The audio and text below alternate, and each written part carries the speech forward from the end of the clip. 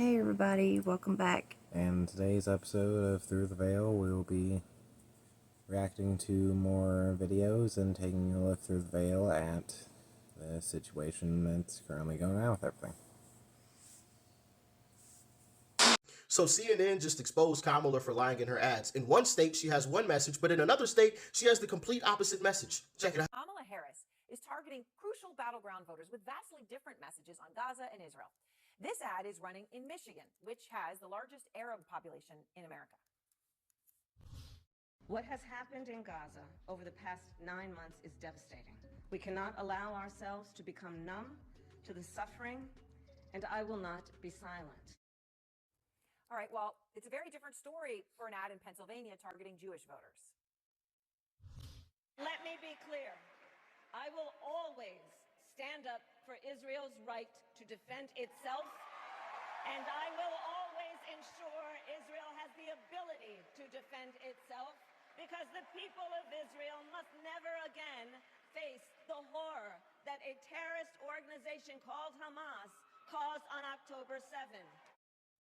So I'm sure by now you've probably seen plenty of videos showing magnesium falling from the sky, or Willie Pete, or thermite, or whatever. This is the most high definition video of that happening that I have ever seen so far. This guy had like a significantly good camera, and I mean, obviously this looks like the entire city is in complete shambles, or town that he's in. Insane to see though. Did you all see this? Will trickle down to hardworking people. I take a very different approach. I believe that the middle class deserves a tax cut, and I believe that we will do a lot for this country by ensuring that we don't continue this disastrous tax policy. Mr. Wade.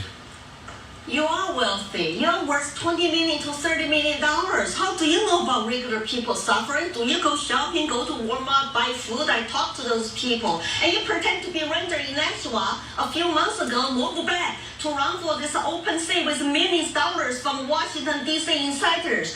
And the millions of dollars. I don't have money to run a TV ad. And you pretend you are poor, complain rent is so high. You couldn't save that apartment for other people to rent in Nashua. Just go back to your $2 million home in Portsmouth. And his name is John Cena!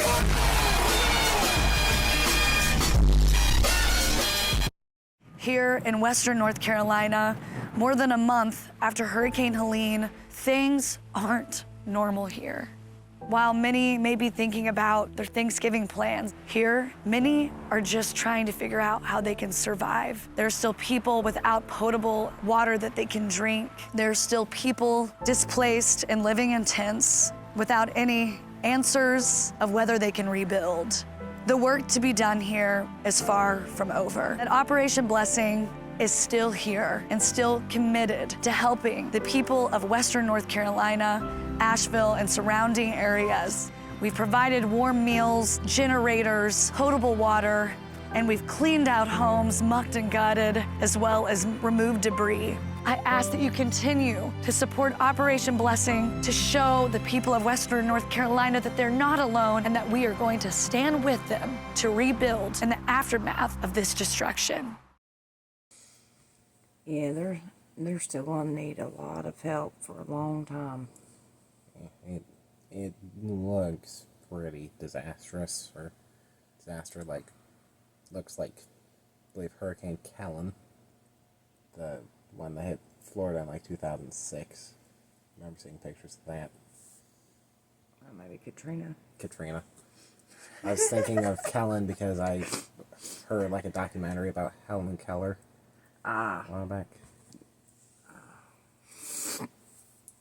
This is pretty crazy. Apparently, the actual president of El Salvador posted this video last night, saying that police intelligence has determined that a group of gang members are hiding in the 10-de neighborhood in San Marcos, San Salvador. Today, in the early hours of the morning, we've established a security fence throughout the colony with 2,000 soldiers and 500 policemen to extract every last gang member found in the area. I'm telling you right now, like, El Salvador doesn't mess around when it comes to enforcing the laws, because they've had such a serious issue with gang violence, and they're just like, we're not playing this game anymore. We're done. We're done doing this. We're gonna extract this at the root. I pray that I say this right, but this is the biggest teaching in my heart right now, and I've came to this conclusion. Hold on. All right. When it says, seek first the kingdom and all of its righteousness, and then the rest shall come. When I asked the Lord, help me digest this, what does this mean? This is the most simple way that I could think about it. You wake up and you put me first, I'm gonna put you first.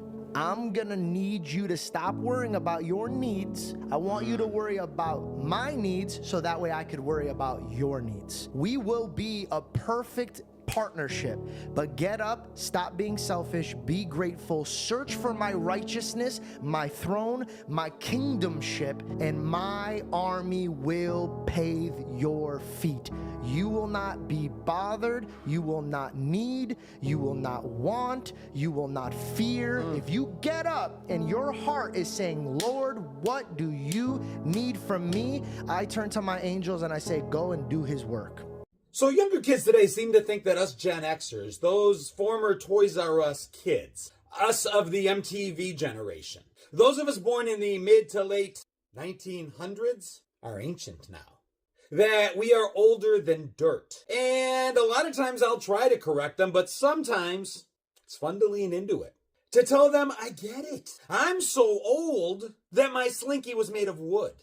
I'm so old that my Light Bright came with a candle. So old that my Rubik's Cube only had 2 colors. That daylight savings time for us was performed on a sundial. I'm so old that I remember when this sound meant it was time to get up, and this sound meant it was time to go to bed. At least during the week. On the weekends, this sound sometimes put us to bed. The last few might have actually been true. Do you think I'm ancient? No, ancient is like 30s and 40s. The 80s was like 20. 30. I'm so used to 20 We're teens. going to times. let you stop right there. I'm going to share with you some breaking news for anyone out there who's upset that Trump made it into office. Even though there were 91% of the American people that voted him in, here's something that might give you some relief. Putin in Russia, Xi Jinping in China, and Netanyahu in Israel are all calling to stop the war immediately now that they know Trump got into office.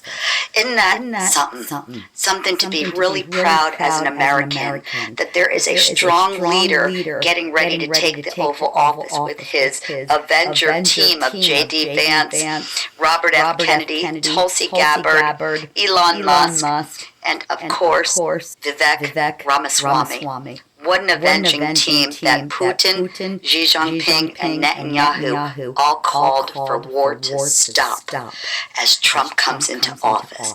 That's a wonderful thing, American.